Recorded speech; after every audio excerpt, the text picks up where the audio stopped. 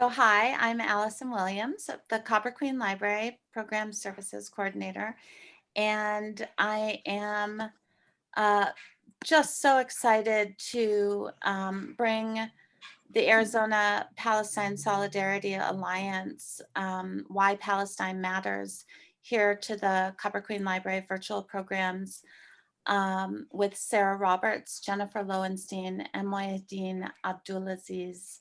But I am actually going to introduce Beth Henson, who many of you know. Beth is a longtime Bisbee resident and a local historian and does programs with us. And one of the things I love about our community is that our community comes to us to say what they would like to hear about in our programs or resources or books. So Beth, thank you so much for being a part of this program. Thank you, Allison. I'm very proud to be introducing the Arizona Palestine Solidarity Alliance, which is a group I have lingered and lurked on their margins for a number of years. Since before they changed their name, I believe it was something about boycott, divestment, sanctions, which you all can talk about. But the name change, I think, was significant because this is the only group that I'm aware of who both act in solidarity with Palestine and pay attention to what's happening here on the US-Mexico border. And I know that I believe Leahy and Sarah have both gone on the migrant walk. And they've been very active in both spheres. And this is remarkable. It's wonderful. I'll just say a very few words about each of the speakers. Leahy was born in Palestine and came to Tucson in the late 1970s. He had a long career at the University of Arizona, and now he's retired. And I believe he's going to speak to us about the place he came from in Palestine. Jennifer moved to Tucson recently after a very long and distinguished academic career. She was Associate Director of Middle East Studies in a university back east. And we're very glad to have her nearby, and we were hoping she would move to Bisbee. She claims to really love Bisbee, but she moved to Tucson. So Sarah Roberts, I met probably 2 years ago when we were escorting asylum seekers through Agua Prieta. She's been very active both in Palestine solidarity work and in border solidarity work. I think she still continues to work with the Migrant Resource Center and the migrant shelter in Agua Prieta. So without further ado, I turn the program over to you. Thank you, Beth. Thank you, everybody. Thank you, Allison and Beth, and everybody who helped to make this possible. Thank you to Copper Queen Library, and this sounds like a very wonderful program that you have.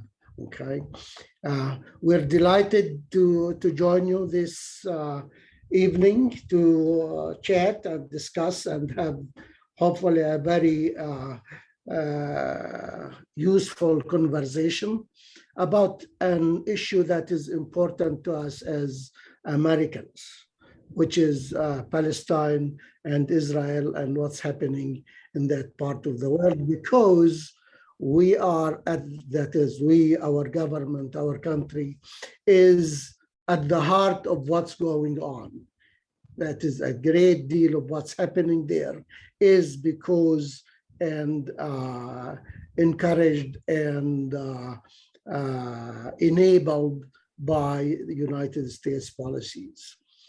We have a three-part presentation. First, I'm going to talk about, as a Palestinian, about where I came from and what about my village, my birthplace, which is really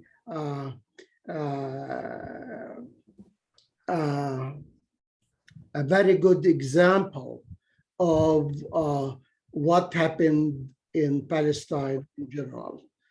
And in the second part, Jennifer will discuss the United States and Israel and the comparison between the two, and why Palestine matters to the United States and to the world actually.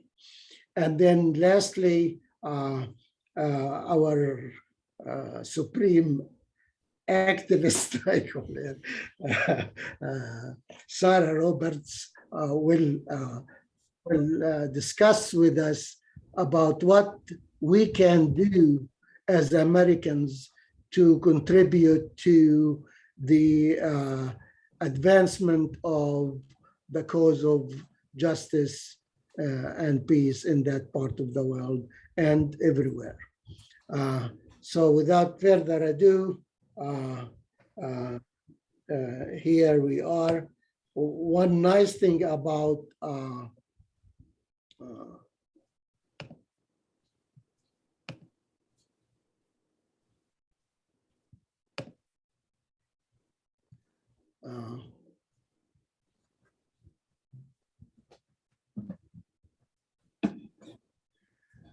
one nice thing about doing Zoom is that we can see people from different places. Like I see our friend Dina Afik from Albuquerque, and which I haven't seen for very, very many years. Hope you're doing great, Dina, and you and your family and everybody in Albuquerque and many others. So welcome, friends who we know and who we don't know. Our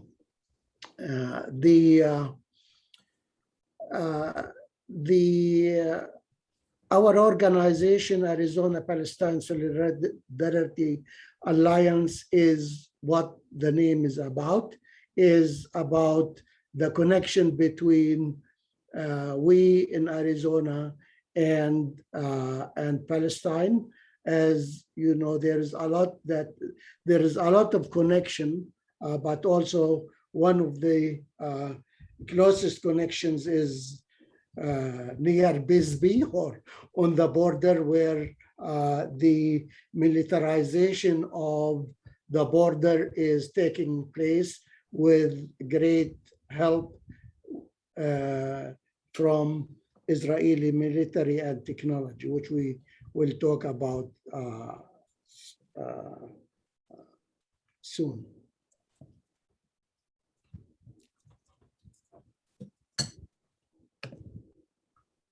Okay, what's happening here?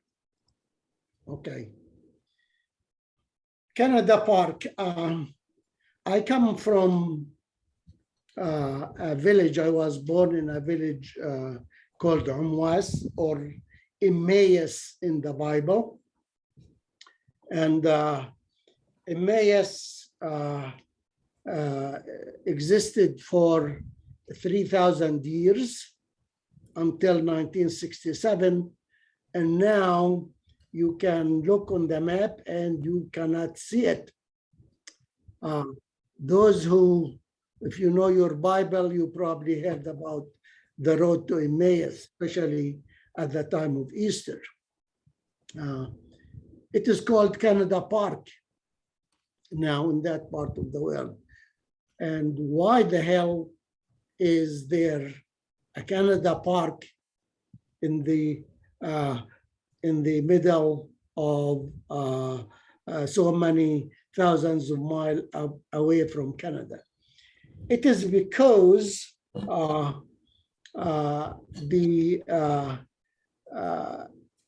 my village, which you can see here, before it was completely bulldozed in 1967. This is, I can tell from this picture, this is the palm tree. This is my grandfather's coffee house, and our house was here. Okay, this one here where the cursor is. It was completely bulldozed, and in its place, and the place of other two villages called Yalo and Beit Nuba, they constructed, it's a very beautiful area with water springs. So they constructed a park, and they called it Canada Park to acknowledge the contribution of the Jewish, the Canadian Jewish community, or and the Canadians in general, to the destruction of my hometown and building this public beautiful park, which the Israelis have access to, but the Palestinians do not. As you can see here, this is the before, this is during, and this is after, okay? And this is a map of the area where these are the three towns, Amwas, Yalu, and Beit Nuba, which is, I can't see it, oh, here, Beit Nuba, up here. So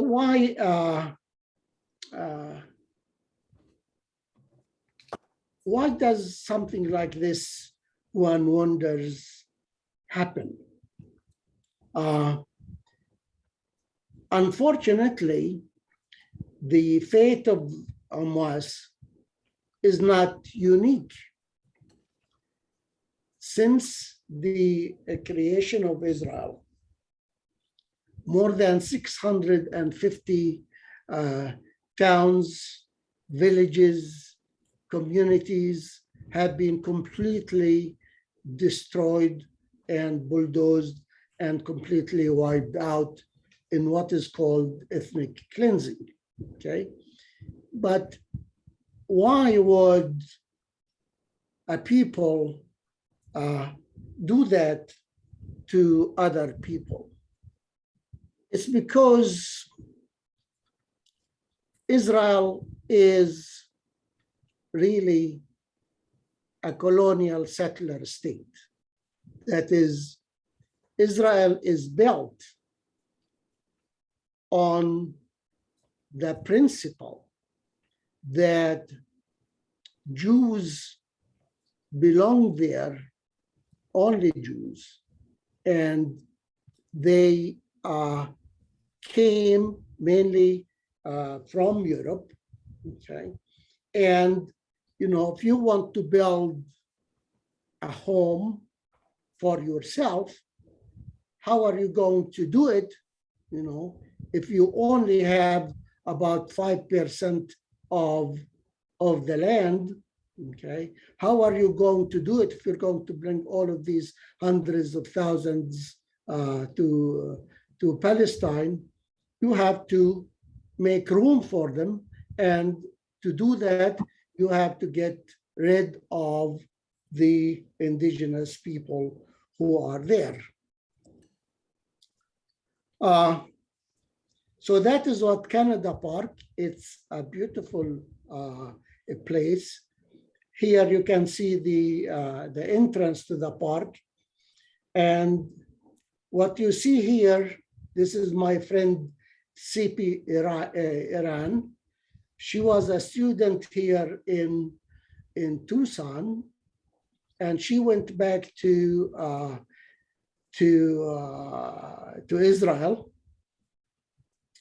And while she was here, we participated, I guess she represented the Israeli or the Zionist point of view on some of the panels that we both were on. And sometimes it was, I guess, she remembers that much more than I do. Anyway, after she went back, 20 years later, she sends me this letter, or this email, which you can see here on this link here, okay, that I have here. You can see all the communications there, okay, in which she says, you know, you probably remember me, but probably don't, but I was the,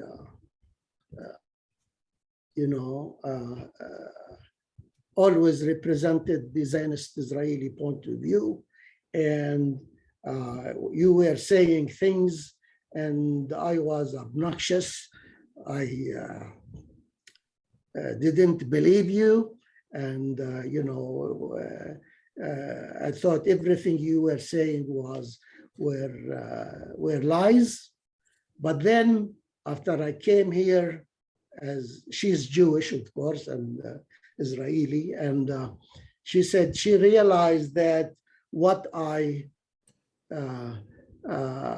was telling her was true, and that changed her perspective on Israel and Zionism, and became a peace activist. And she organized a trip to Amwas that you can also find on this link. And there she's carrying a sign. She organized a trip with others to find out what happened.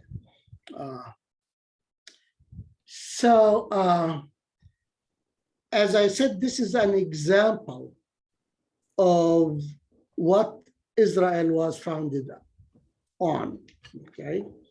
That is the displacement of communities and the demolishing of towns and villages and communities and homes, which is still going on and on and on without any really, it seems that it is like a natural force that is not stoppable, but all of that, okay, is is really made possible by the United States. So Israel has developed from the beginning as a settler colonialist state to now a recognized full-fledged apartheid state. And here, and I say this thanks to US military, economic, political, technological, and human support. And I put human support here in quote, because it's not usually brought up, okay? And what do I mean by that? If we look at those who are in the settlements, not in Israel proper, in the illegal colonies that were created in the West Bank, the great majority of them are Americans, okay? Even the Prime Minister now, Bennett, okay, his parents, okay, were American immigrants, okay? So if you go, as I have never been to any of the settlements, but it is like, little America in those settlements, okay? Except like, those settlements are not like, South Tucson, but they're much more modern, and they have, swimming pools and fancy clinics and all of that stuff, thanks to us. So that's what I mean by this, the United States is the enabler of this situation, this illegal and brutal situation that exists in that part of the world. I have a quote here from Jeff Harper, who is the head of an Israeli committee on against home demolitions, and in which he says Israel has to be reframed as a military superpower. And this is what really Israel is, not as the eternal victim of world anti-Semitism, entitled to whatever it wanted it to do in the name of security. Okay. Now everybody, and still Israel continues to say, this is a very little country, it's the only Jewish place, and it is very, and it is surrounded by a sea of haters, but it's the other way around. Okay, Israel is a very strong military superpower. It is, matches those like, Great Britain and others. I guess it's have the fourth largest or the fourth strongest military power in the world. Israel, in my opinion, or actually I'm not an efficient is like a machine, but it's a very efficient and cruel machine which uses weapons, surveillance, security trade, conflation of anti-Semitism and anti-Zionism and criticism of Israel to achieve its objectives. And this conflation is really very, very important. It's important for us here in the United States because the Jewish organizations like the ADL have been working very hard to criminalize any criticism of Israel, to criminalize Palestine Solidarity, to make our free speech, considered hate speech. So this is something that we will discuss with you shortly, but this is a very important topic that is very, very important for us as Americans, which we pride ourselves on free speech.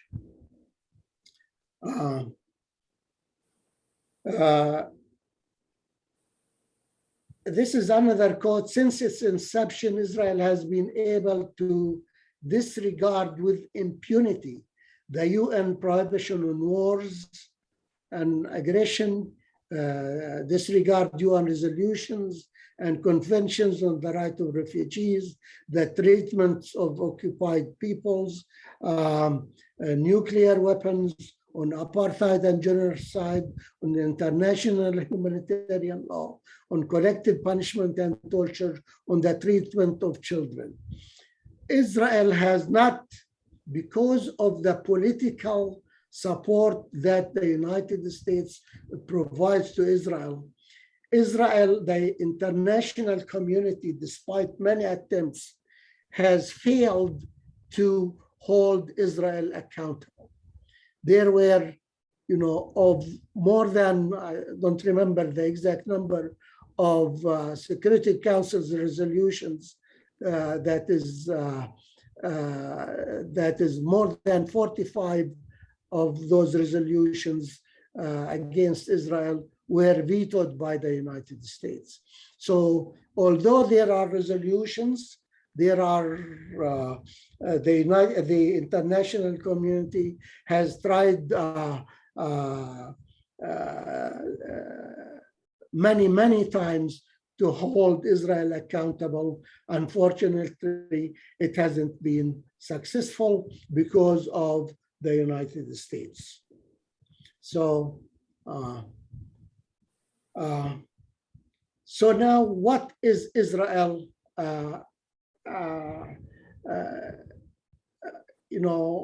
Most people, look at Israel as this is, the only democracy in the Middle East. You hear that very often. Okay, it is it has freedom, it has,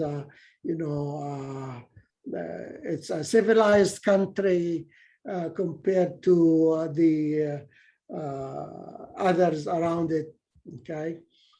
But this is really does not tell the true story of Israel. And now this has been recognized. And lately it has been, remember a few years ago when Jimmy Carter mentioned apartheid with relation to Israel, there was a lot of, noise about that. But now, when you have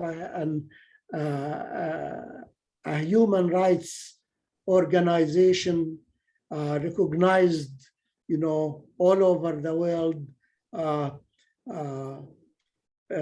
for its, accuracy and integrity, like Human Rights Watch released recently a 213-page report in which it is entitled "The Threshold Crossed." It's finding that Israeli authorities are committing the crimes against humanity of apartheid and persecution. We reached this determination based on our documentation of an overarching governmental policy to maintain the domination by Jewish Israelis over Palestinians, coupled with grave abuses committed against Palestinians living in the occupied territory, including East Jerusalem. This is the link here to that the very detailed, very well documented report. I hope you will check it out. Another report is by an Israeli human rights organization called B'Tselem. It's one of the most respected human rights organizations in the world. It talks about Israel as a region of Jewish supremacy from the Jordan River to the Mediterranean Sea. This is apartheid. So this is what Israel is. It's not exaggerated. It is, I always say, if you go to the West Bank and you see all these roads for Jews only, schools for Jews only, settlements for Jews only, social services for Jews only, what do you call that? This is not apartheid, what in God's name is it? Okay. So this is what the story of what Israel now, and this is creating a situation where people have rights and people have absolutely no rights at all. On the contrary, it's what is happening there is that it's not a dispute, is not a disagreement on lands, it's a brutal occupation. It's a military occupation. You can always see it, okay? Those settlers themselves, not only the Israeli occupation army, the Israeli defense forces, we call them the Israeli occupation forces. Not only that, but the settlers themselves are armed all the time. And the civilian population is there unprotected and just subject to this violence and harsh treatment every day.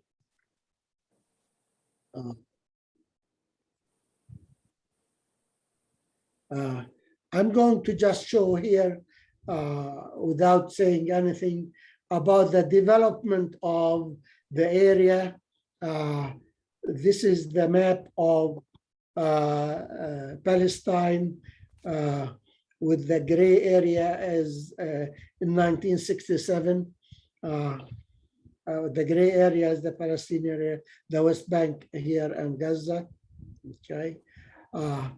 After Oslo, the areas were divided. Those pages were divided in 3 areas, where one, the Palestinian Authority, which is the Palestinian populations, in the dark brown, under Palestinian Authority, surrounded by Area B, where both have access to, and then the one in gray is Israel only. And this is an infrastructure of control. This was just mentioned. These are roads that dissect the whole area in Palestine that are not available for the populations in there. So to go from one place to another, Palestinians have to go through many checkpoints. Sometimes they have to, I remember going from Ramallah, for example, to Jerusalem. It took 15 minutes. Now it takes like about 4 hours for those who are lucky to get there, to go through, or who have permits to enter. And sometimes they have to change cars or any other means of transportations, wait at checkpoints, getting humiliated, checked all the time. As you can see, all of these dots you can see are where some of those communities that have been demolished. And the settlement blocks that checker the whole area all over the West Bank. Okay, these settlements are for Jews only. And then you heard about the wall, which is much higher than the Berlin Wall, okay, which is mostly built on Palestinian land, not even on the Israeli border, that separated communities, that even some communities like Al-Qirya have gates for people to get in and out, okay? This is a closer look at that concrete wall. This is one of the houses that were demolished, okay? And as you can see from this quote, from 67 to 2009, 24,000 homes were demolished. And since then, of course, that rate of demolishing has increased. This is a model of a settlement, an example of a settlement. Look at this, how it completely, the architecture doesn't, it's completely foreign to that part of the world. And now that is the, I hope that this situation will change, and this is that brutal occupation will end, and freedom, justice, human and political rights, and self-determination and equality for all will come to that part of the world. And that's how we can get to peace. There is no other way we can achieve peace without the accomplishment of these goals. This is my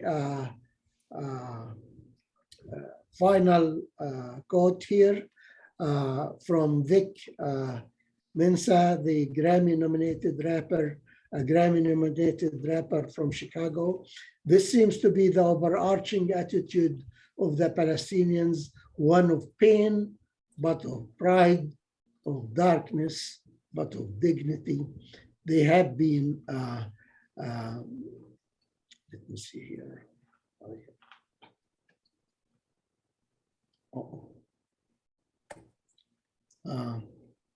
Strangers, they have been made strangers in their in the home of their forefathers, in their land, in their own land, second-class citizens in the home of their forefathers, but they refuse to be a memory.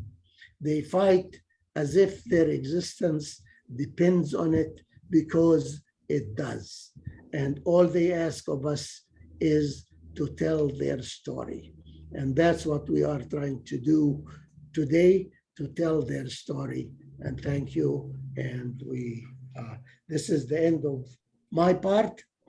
And we move on to Jennifer. There you go, Jennifer. All right. Well, my task was to talk about why Palestine matters. And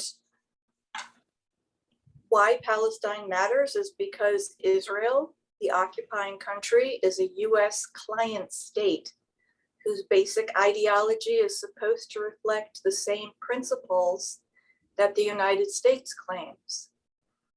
Therein lies the problem for both Americans and Israelis.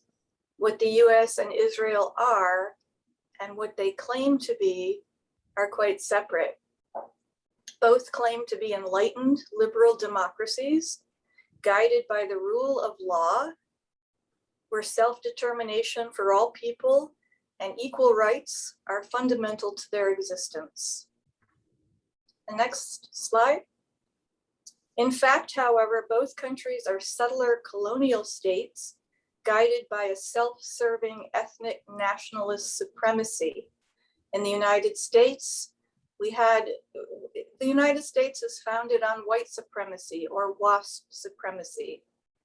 Israel is founded on Jewish supremacy, where equal rights and equal treatment must be fought for continually, and the rule of law is too often subordinate to the use of force. Both countries have been guided by the notion of manifest destiny, which has its roots in religious nationalism. In the United States, manifest destiny could trace itself back to Christianity, whereas in Israel, manifest destiny was translated into a modern ideology from the Bible. The treatment of Palestinians by Israel, like the treatment of the Native and African Americans in US history, manifests the violence and hypocrisy of our true ideologies, the dark reality in which an entire people or peoples are earmarked for dispossession, dehumanization, marginalization, and it's in its most sinister form, annihilation. And when I say annihilation, that can be physical, it can be geographical, and it can be cultural. Palestine matters because if we're going to aspire to the values that we claim to uphold, these injustices have to be rectified not only at home here in the United States, but in the states with which we claim to have a shared foundation. And one of the things Israel is constantly saying, and the United States constantly reinforces, is that Israel is our ideological ally. When you look at the reality of that, it is sadly, it's very ironic, because in fact, Israel and the United States both represent the second list of qualities that I went over, which are on the screen now. Palestine matters because of, I wanted to go through, and this is the next slide, the social, political, economic, military, and legal problems within Palestinian society. The truth is there's so much information that I'm shortening a lot of it. So if there are questions at the end, please feel free to ask those questions. There is a great deal of material that can't be covered in 15 minutes, but that I would be happy to talk about.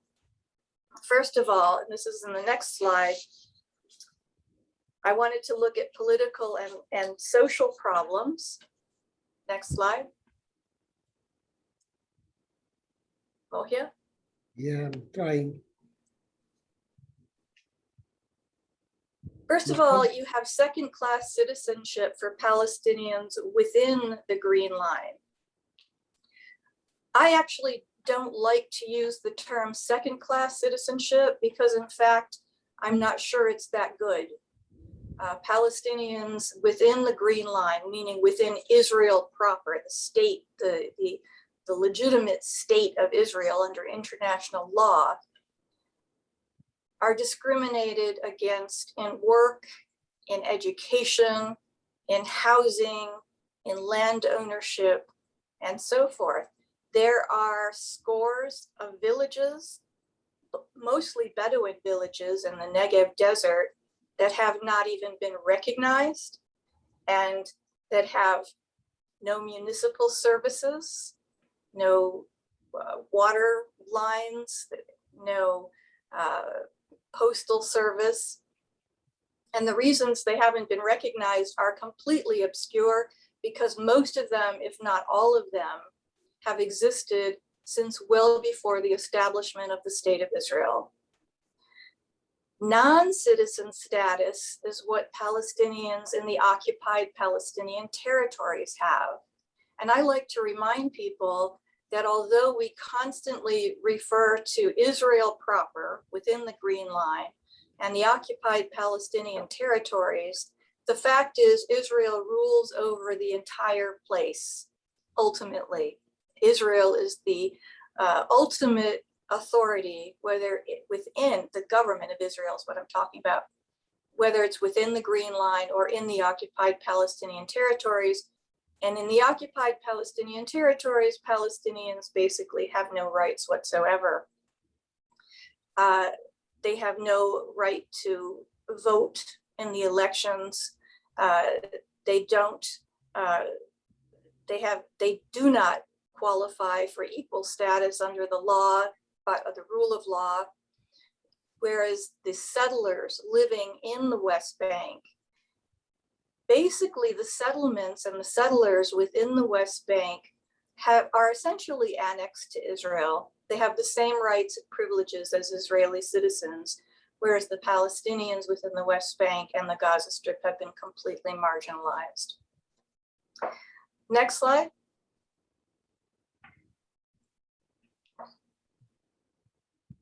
All right.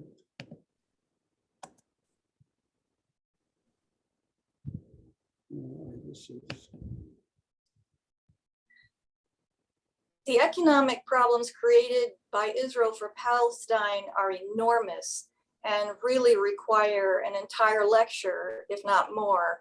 So I'm going through them very briefly. First of all, the economy in the West Bank is primarily centered around Ramallah, which is the de facto capital of the occupied territories, or at least the capital of the West Bank. That economy is parasitic in that it is completely dependent on the Israeli economy. It can't exist alone without it. There are small industries within the West Bank in the north and the south that exist, but they have been degraded or they are very stagnant. And there's also corruption within the Palestinian Authority, which brings in money.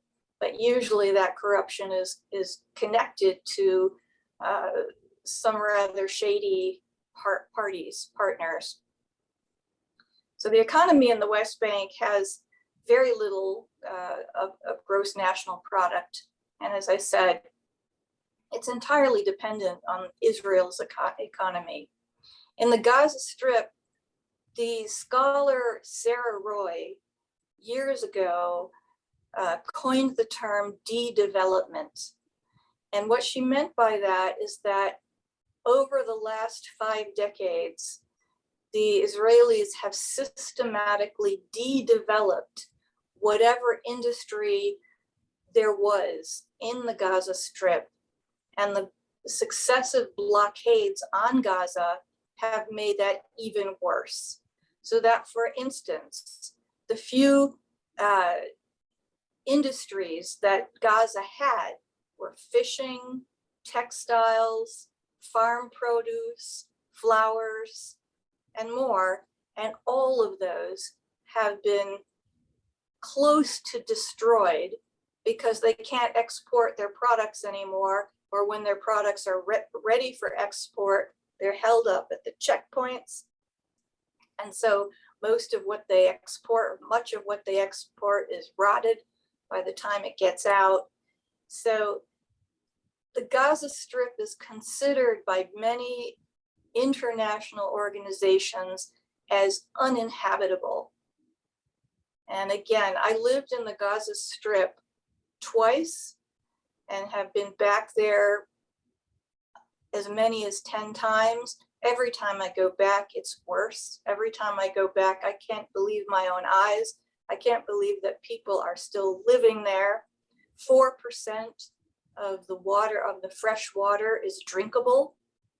Gaza is the single most densely populated area of land on Earth.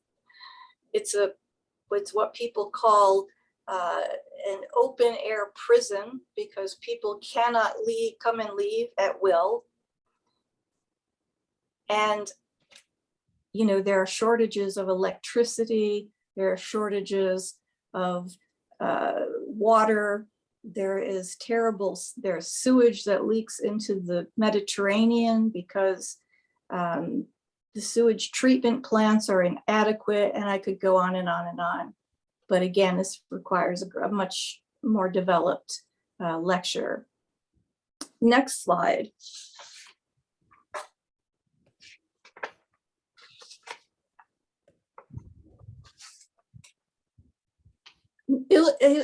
Excuse me. Israel has the fourth most powerful military on the planet. Palestine has no military.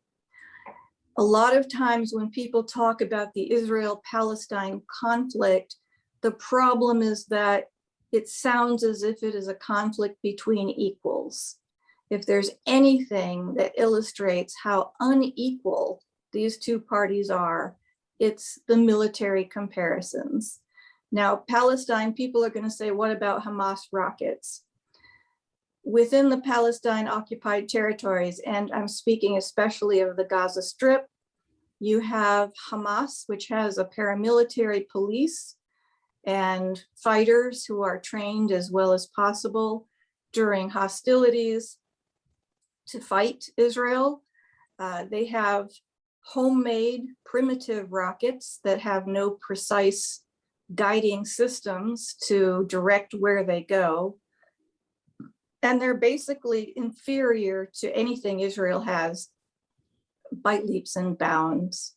Palestine has no air force, it has no navy, it has no army, it has no Marines. It's a non-militarized place.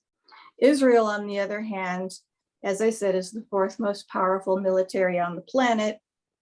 The United States provides Israel with $3.8 billion of military aid yearly and has weapons stationed in Israel, so that when, for example, during the hostilities last May, Israel asked for greater military assistance from the US, they didn't have to wait for a shipment of supplies from the United States because the supplies are already there in Israel. The United States has military hardware and weapons in Israel already. Gaza is basically a weapons testing ground for the Israelis. And sadly, a number of weapons that had never been tested before were used in the Gaza Strip during the successive wars in Gaza or on Gaza since 2008 and 2009. This is important. Israel has a nuclear arsenal of between 200 and 300 nuclear warheads. It has chemical and biological weapons facilities in an area called Ness Ziona that's not far outside Tel Aviv. Israel has received the most foreign assistance of any country since World War II at $243.9 billion. The United States is the largest single supplier of military equipment to Israel. Israel, and this is extremely important for the legal part of this talk, which is the last part I'll give, Israel is not a party to the nuclear I'm still on the other one. It's not a party to the Nuclear Non-Proliferation Treaty. It is not a party to the Biological Weapons Convention, and it has not yet ratified the Chemical Weapons Convention or the Comprehensive Nuclear Test Ban Treaty. These are really important, and people ask why. Israel's response is that it's not in its national interest to ratify or sign on to these treaties. In the Middle East, there have been successive calls within the United Nations and within the states, the surrounding states within the Middle East, for what's called a nuclear weapons-free zone. Even as recently as the Obama administration, there was a vote to have a nuclear weapons-free zone in the Middle East. Iran favored it. Every state in the Middle East voted in favor of it, except Israel. Now, to go to some of the legal issues, again, next slide. There are so many laws that Israel has violated in its rule over, in its occupation of Palestine, that it's pretty hard to know which ones to focus on.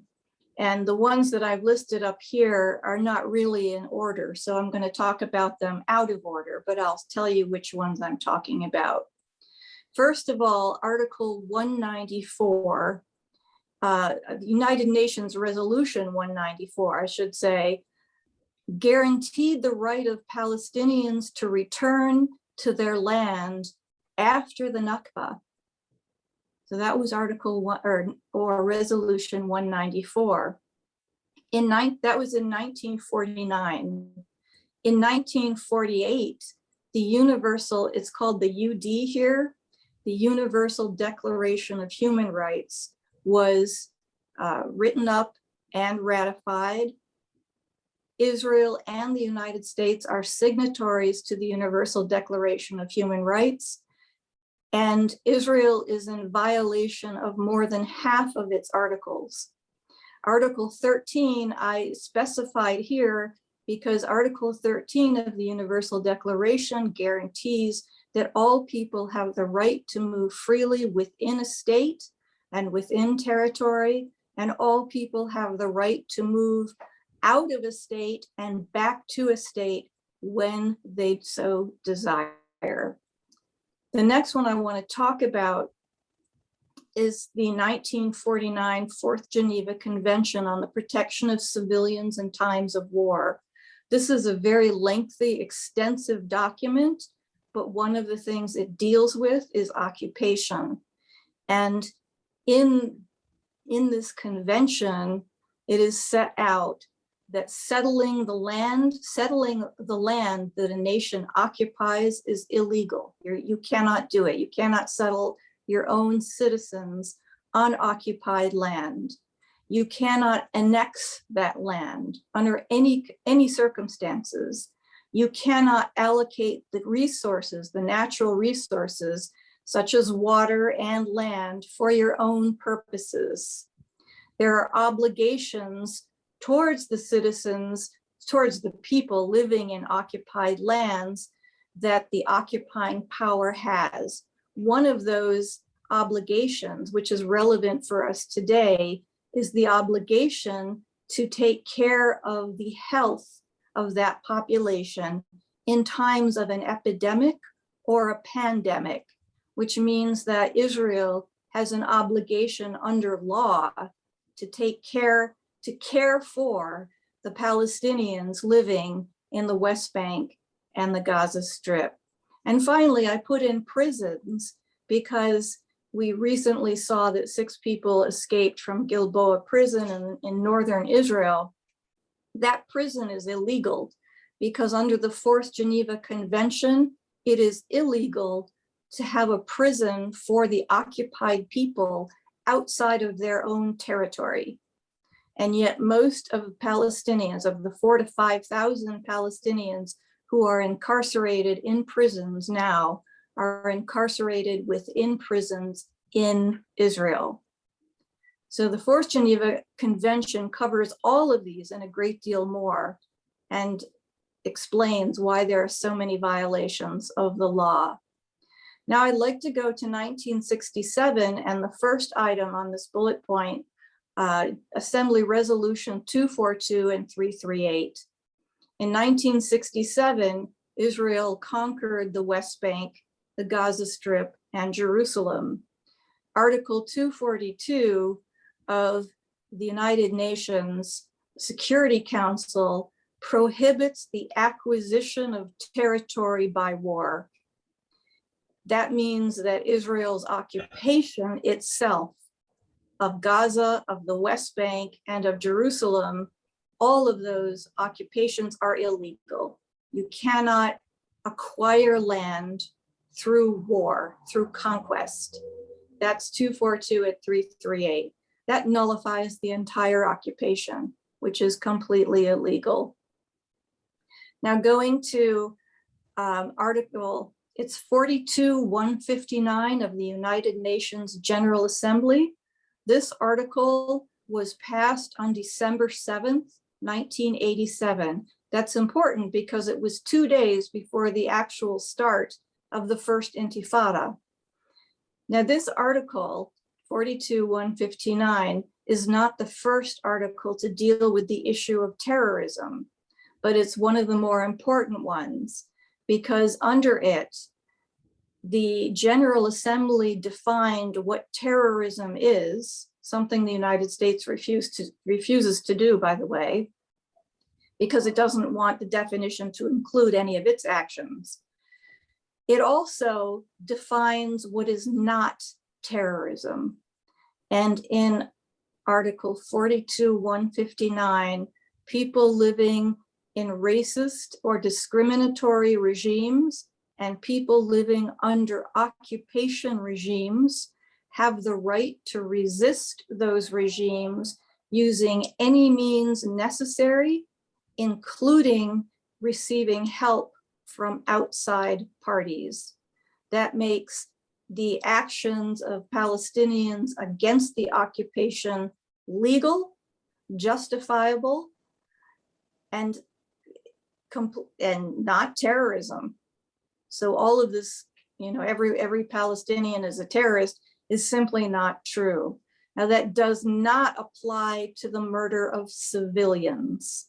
It applies to the infrastructure of the state and the military.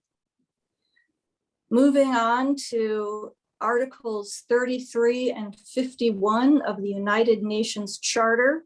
I put this in as well because in May, for example, we heard repeatedly on the television set that Israel had a right to defend itself.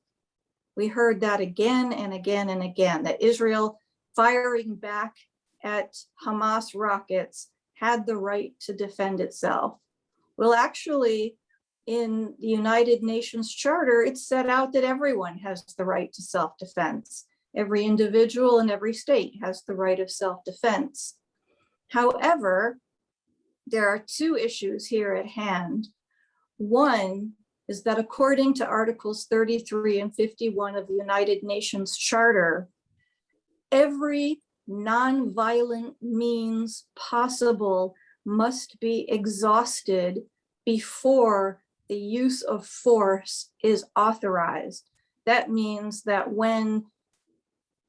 if Israel is attacked first, it does not have the right to attack back using force until it has exhausted every other means possible.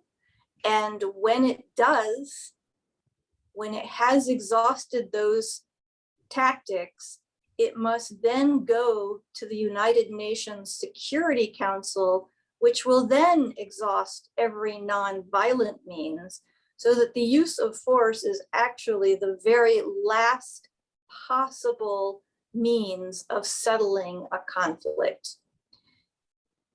Now, I think I've covered all of those laws, but I wanted to talk about Articles 33 and 51 again under the next bullet point, where you see the term aggression.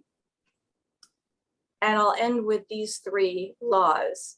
First of all, in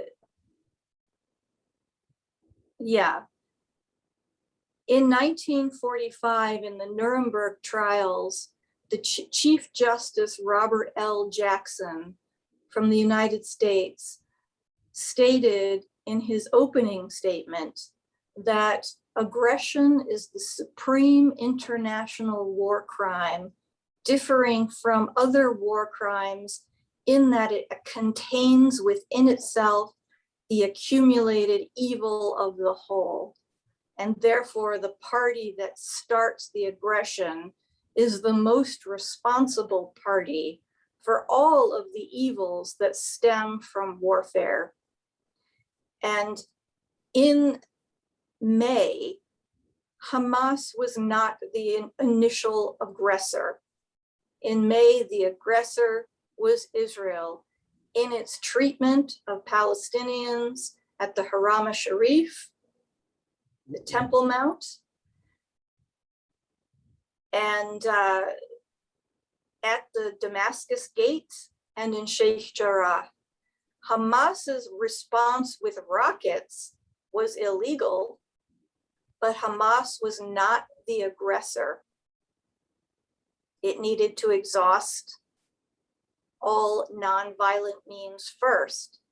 When Israel fired back with its extremely superior military and precision-guided weapons, that action was also illegal because they did not have the right to respond by the use of force. The last two items I'm going to talk about are the Symington amendments and the Leahy law, because when Americans want to fight against US policy towards Israel, these are two things that we can use repeatedly in our arguments against it. The Symington Amendment is an amendment that says the United States cannot provide military aid or military weapons to any state that has nuclear weapons and has failed to sign the Nuclear Non-Proliferation Treaty. That includes Israel. The Leahy law was passed, that Symington goes back to 1977. The Leahy law was drawn up by Senator Patrick Leahy in 1997. And according to the Leahy law, the United States may not provide military aid or military weapons to any state that is committing human rights violations with impunity, which absolutely includes Israel. So in fact, all of our military aid to Israel is illegal under these two US laws. Not international law, prevents it as well, but these are American laws passed by American senators and representatives within the last 50 years. And basically they render all of our military aid to Israel illegal. Most people don't understand this. So in summary, I just want to say that Palestine matters to us, because if we are going to aspire to being a democracy that has the rule of law, that believes in self-determination and that believes in obligation, then it is our duty to support our client states that claim the same values. In other words, we're allies with Egypt, which I think is a shame, but Egypt doesn't claim to be an enlightened liberal democracy based on human rights and the rule of law. Israel claims it, and it reflects poorly on us if we're going to say that these are our values. Right. So what can I say? That's pretty much sums up my presentation, and I would be happy to talk about any of these points in greater detail after the end of Sarah Roberts' presentation. Thanks. Thank you. Thank you, Jennifer. Well, a quote from Richard Falk, I'll just briefly mention this. It requires no great wisdom to observe that the future is a black box. We know that achieving peace and justice will require a lengthy struggle that needs to place its trust in a politics of impossibility. And while waiting such a political miracle, we should accept our human responsibility to aid and abet the Palestinian struggle for rights, self-determination, and a just peace.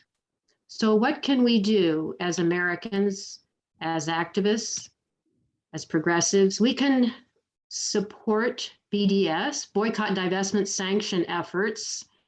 For example, Ben & Jerry's will stop selling its ice cream in Israeli settlements in the occupied West Bank and East Jerusalem. BDS is a nonviolent, peaceful response. We can support divestment efforts by mainstream churches, for example, the Presbyterian Church USA, the Episcopal Church, the United Methodist Church, American Friends Service Committee, and the Mennonite Church all have begun or have ongoing divestment efforts and campaigns. FOSNA, Friends of Sabeel North America, is a good resource to check regarding faith communities who are working on this. You can also check out information at the U.S.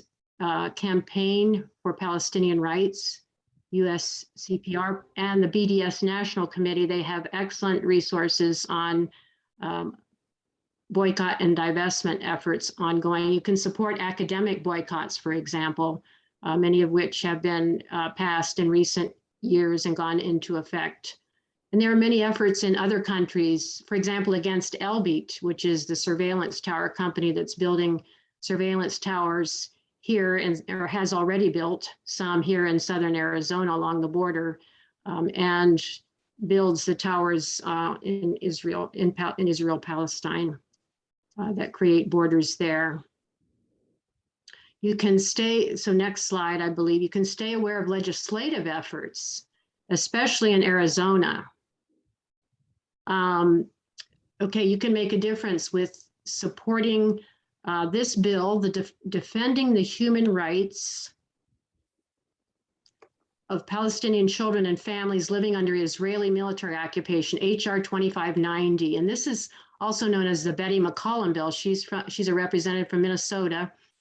This bill would prohibit Israel from using U.S. taxpayer dollars on the military detention, abuse, or ill treatment of Palestinian children in Israeli military detention, and prohibit the use of U.S. tax dollars to support the seizure and destruction of Palestinian property and homes in violation of international humanitarian law, or on any support or assistance for Israel's unilateral annexation of Palestinian territory in violation of international humanitarian law.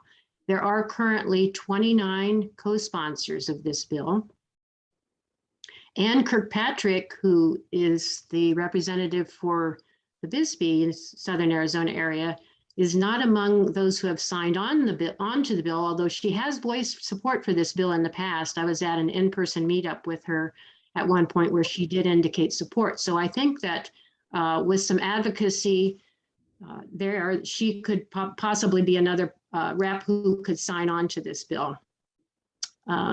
Support initiatives of the Congressional Palestine Working Group. Yes, there is a Congressional Palestine Working Group that is a key group working on key issues around Palestine. I think we'll jump to the next slide now. You can organize locally, plan teach-ins, film showings, book discussions to raise awareness.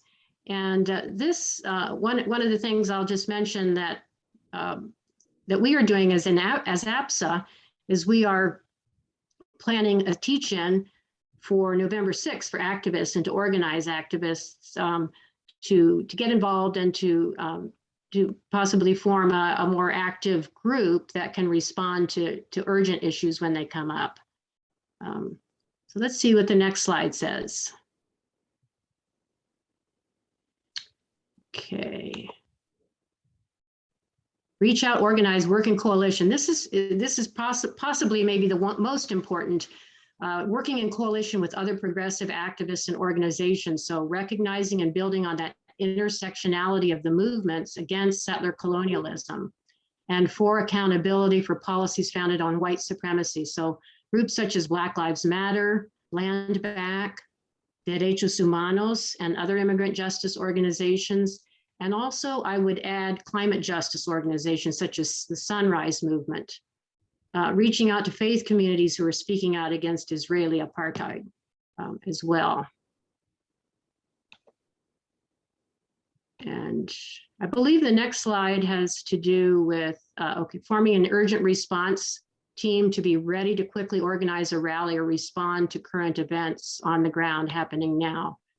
So that's another way that people can organize both locally and regionally, I think. There is a network forming now, a statewide network called the Arizona PAL Network or Arizona Palestine Network.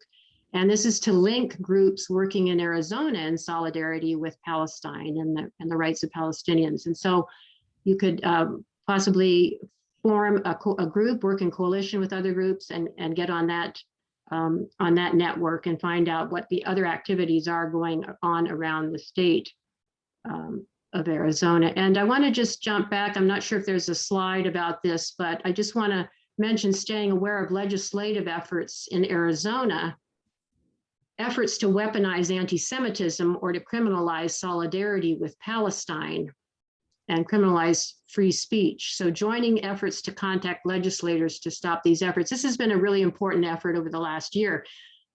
Just to briefly describe some of the work that went on. The Arizona ACLU and Arizona Palestine Solidarity Alliance and Jewish Voice for Peace Tucson, as well as other groups and legislators, formed an email list in 2020 to stay on top of these legislative efforts in Arizona and did a lot of advocacy work with lawmakers to vote against legislation that would have criminalized solidarity with Palestine, free speech in support of Palestine, and any speech criticizing the policies of Israel.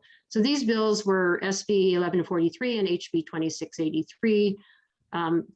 Thankfully, the session ran out of time in 2020 and they were not brought back in 2021, but we think that was a result of the resistance that was felt because there was, for example, Jewish Voice for Peace Tucson members and others met with several legislators throughout the fall of 2020 and educated them about this bill and its chilling effects on free speech. And then in 2021, successful advocacy with Arizona legislators by JVP members and others resulted in a troubling definition of anti-Semitism, the IHRA definition being kept out of the Holocaust education bill that was passed by the Arizona legislature. So staying on top of those bills, and again, linking up with the Arizona Palestine Network is a good way to stay in touch on that. So I think I'll just mention. Sarah, sorry to interrupt, but we just have a couple minutes left. And so I wanted to make sure that I don't want you to leave anything out, but I want to make sure there's time if people have questions or comments before we end. Thank you, Allison. I'm finished. This is our last slide. The tide is turning. So the tide is clearly shifting in the US as the grassroots movement have taken to the streets protesting the Israeli regime's disproportionate use of power. And our democratic values demand that we support Palestinians having the same right to a national existence as Israelis do, and the same right to live in peace and security. We must act on our principles. Thank you very much. Let's go to the Q&A. Thank you. Thank all of you for speaking so clearly and showing a new perspective. I think that is one of my favorite things about the library. Not just the books on the shelves, but although each book is important because each book holds an entire story. And I think when we hear new stories and learn new things, it broadens our perspective and allows us to bridge divides and bridge gaps, which is actually part of our mission statement at the Copper Queen Library. So I would really love to open it up. You are all welcome to unmute yourself or type a question into the chat. Rachel has posted a link from the NAU library in the chat, so you could click on that if you want to open it up in your browser and look at it later. Does anybody have any questions or comments? I'd like to know if I wrote so much down on this piece of paper and I can't read it all. That's sort of how my handwriting is, but I'd like to know if a private citizen, in reference to the Glenn amendment and the Leahy amendment, if a private citizen can sue the government for not abiding by those laws. I think that's a really good question. I think that private citizen would have a lot of problems doing so, because many lawyers who argue in favor of Israel can find loopholes, such as with the Symington law, where it said, where in one case they said, not so much that we couldn't provide aid, but we couldn't transfer nuclear weapons. But that was never very clear. What I think is much more important is that these laws are on the books, and what citizens in this country can do is to get those laws into the public consciousness so that we can bring them up again and again and again and say what we're doing militarily with Israel and with the amount of money we give every year and the state of the art weaponry that we give and that Israel already has. This is illegal. People don't know it. They don't know that our own laws bar it. I mean, much of what the United States does for Israel is illegal, but I think this is particularly important because of the obscene imbalance in power between Palestine, which has been divided, and Israel. Does that help? Yes, yeah, it does. I would be really interested in seeing if an individual could sue. I imagine they would run into a lot of roadblocks, but I think that those laws are very clear. Yeah, okay. Is there another question or comment?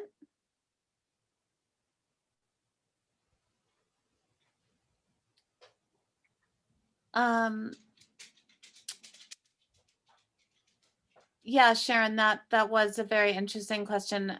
And of course, our judicial system usually up until now has been based on having a stake in the game of proving that an individual has been harmed. But Texas and the Supreme Court have now cast that into doubt.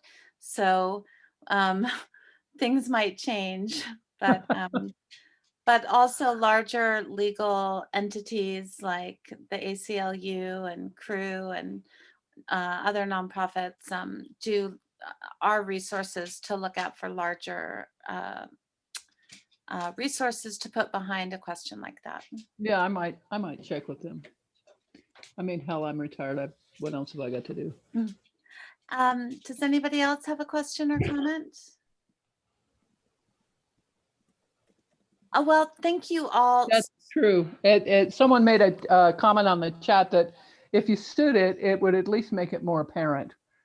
It would bring that light to the laws to light. Right, you're not suing to win, I Right. wouldn't think in that case. And I think it would be great. Yeah. Go Well, for it. I just want to thank everybody, Sarah, Jennifer, MOHYEDDIN, and for your personal stories, as well as these broader global issues and governmental issues. Hearing your personal journeys and reflections, I think is just as valuable in understanding who we are and what we look towards in our lives. I've always felt that way as a citizen and a taxpayer. We are a government of the people, for the people, and by the people. So it is really an imperative for us to all be involved in and have a voice and have a say. So thank you for bringing this program, Beth, as well. And this will be on our Copper Queen Library YouTube channel. And please like and share. Thank you all so much. Have a great Thank you all very much. We really, this is a very good opportunity, and hopefully soon we'll be able to do this in person in lovely Bisbee. I know. When you first brought it up, we said, yay. I'm sorry. Bisbee. Yes. I was Yeah. ready to make Yeah, food. yeah. Yeah. Hey, I was ready to be there. I love Bisbee. No, well, come anytime. We'll definitely invite you in person. Thank you Thank you all, all and very have a much. good evening. Thank Thank you. you. Thank you. Thank you, very everyone. It much. was lovely. Bye.